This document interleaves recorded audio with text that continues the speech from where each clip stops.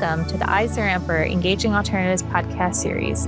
I'm your host, Elana Margulies-Snyderman, and with me today is Elizabeth Alm, portfolio manager at Saturna Capital, a Washington state-based investment manager where she manages a Sukuk fixed income strategy.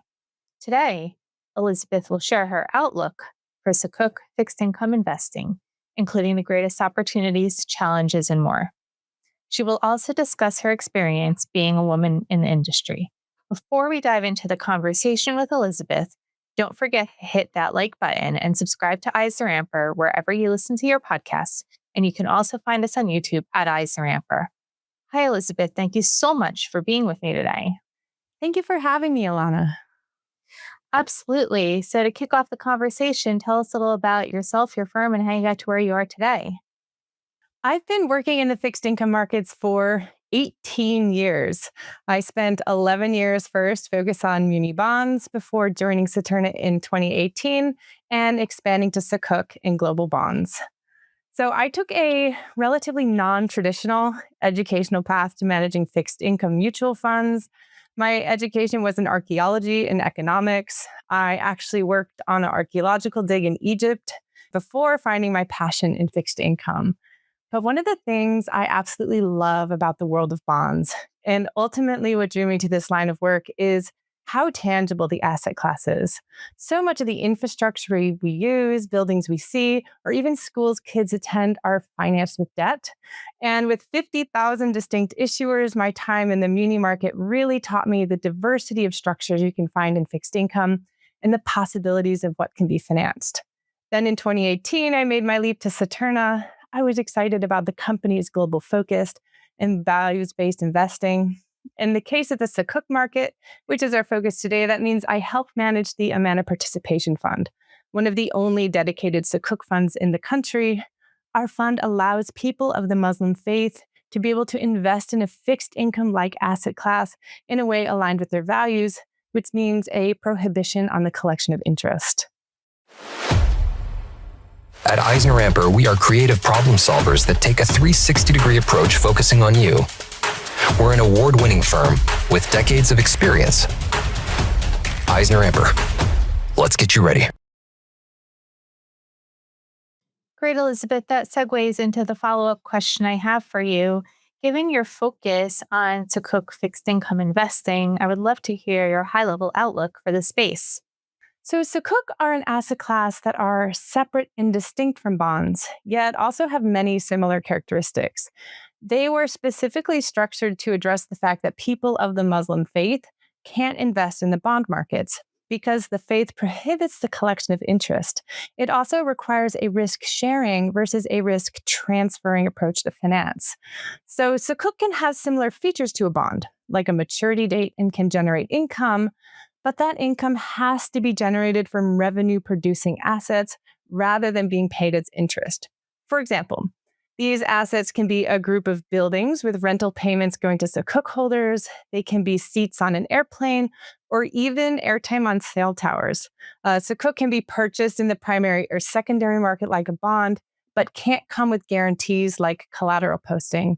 And each security we purchase for the participation fund also needs to come with a religious opinion from a third party affirming the structure of the Sukuk is compliant with the tenets of Islam. In terms of the outlook, we have a very positive outlook on the US dollar denominated Sukuk market. It's more than doubled to $270 billion in just 6 years. But outside of the US dollar market, they have been issued in 30 different currencies with an outstanding balance in excess of $1 trillion. While the asset class was originally designed for Muslim investors, we do find there are a large amount of non-Muslim investors in the participation fund as well, who are attracted to the asset class because of its diversification benefits, low volatility, yield pickup relative to treasuries, and high-quality issuers. And Elizabeth, more specifically, what are some of the greatest opportunities you see in your space and why? Excellent. The Sukuk market fills an essential need for Muslim investors in the United States who have very few options for fixed income-like allocations.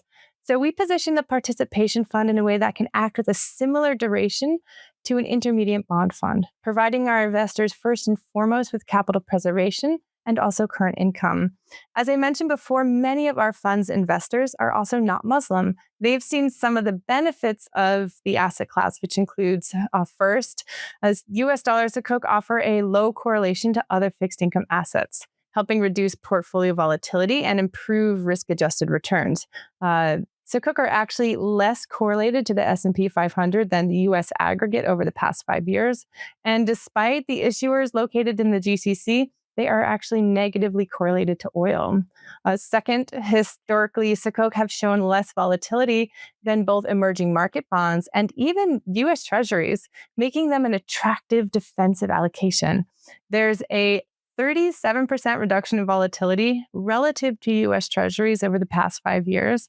And Sukuk show around 50% less volatility than the U.S. aggregate. And finally, many of the issuers are highly rated. For example, sovereign Sukuk like Saudi is rated AA3 and also A+ by the other agencies, and Abu Dhabi is rated AA. These are strong credits in the Sukuk market that allow U.S. investors to enjoy a yield pickup relative to treasuries or even similarly rated U.S. corporates. Elizabeth, on the other hand, what are some of the greatest challenges you face in your investment space and why? So many of the challenges we face are around providing education about the Sukuk market and global bond investing. Sukuk are a unique asset class that's not commonly spoken about in the United States. So we find that there can be a preconception of risk related to Sukuk or global investing. But if you think about it, 60% of the outstanding bond market is located outside of the United States. If you're just looking within the US, you can miss a lot of opportunities. So many advisors we speak to assume that for global bonds or investing in the GCC, it means weathering high volatility and high risk.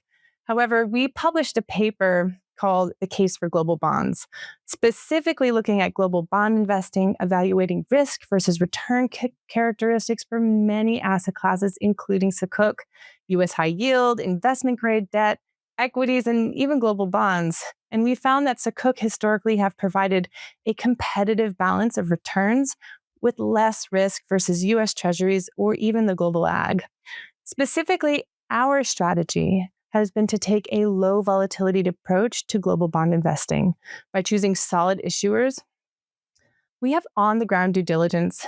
We spend quite a bit of time in the Middle East and Southeast Asia speaking with these issuers personally. We have local broker coverage, and we take a shorter duration to help reduce interest rate risk.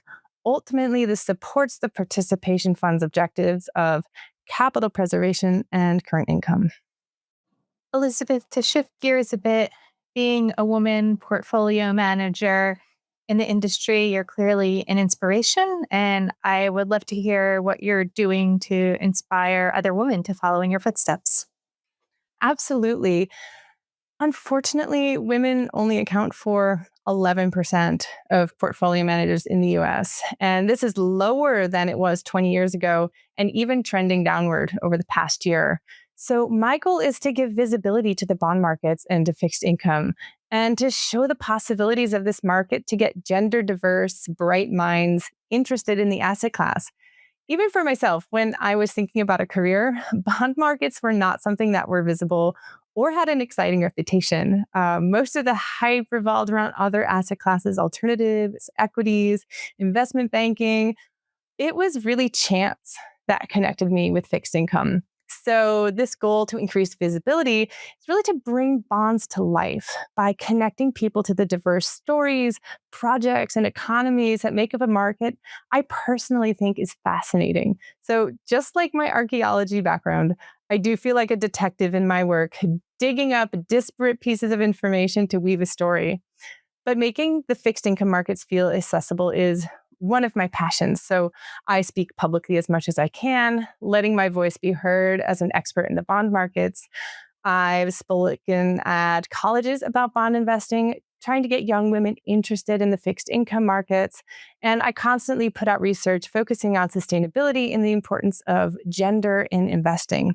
Even with this podcast, my hope is that more people can find a spark of interest in this market. Elizabeth, we've covered a lot of ground today and wanted to see if there are any final thoughts you would like to share with us. Absolutely. Just that at Saturna, we truly have a global focus when investing and believe geographic diversification helps us achieve our objectives of the participation fund, capital preservation, and current income. Sukuk are an exciting asset class that can be an excellent addition to an asset allocation for both Muslim and non-Muslim investors. The low volatility, high quality issuers, yield pickup relative to treasuries, and correlation benefits relative to equities and oil makes Sukuk deserving of attention by US-based investors. Elizabeth, I wanted to thank you so much for sharing your perspective with our listeners. Thank you so much for having me, Elana. And thank you for listening to the EisnerAmper podcast series. Visit EisnerAmper.com for more information on this and a host of other topics. And join us for our next EisnerAmper podcast when we get down to business.